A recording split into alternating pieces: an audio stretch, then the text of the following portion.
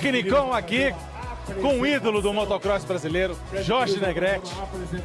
De acelerar na terra, você conhece muito bem, né, meu amigo? Como que é viver essa emoção aqui em Jundiaí, nessa etapa do Arena Cross? Eu falo que no off-road a gente aprende todo dia, né? Não tem como, né? Mas é uma emoção estar aqui assistindo o Arena Cross, especialmente aqui em Jundiaí, né? Que a gente tem tantas histórias aqui de corridas. E é um orgulho ver esse trabalho que o Carlinhos, o Leandro, toda a equipe do Arena Cross fez para chegar nesse evento maravilhoso aqui, né? Eu fico muito orgulhoso disso, porque a gente começou a Arena Cross juntos há 27, 28 anos atrás. Então é muito bacana. Parabéns aí a todos os envolvidos do Arena Cross. Tamo junto.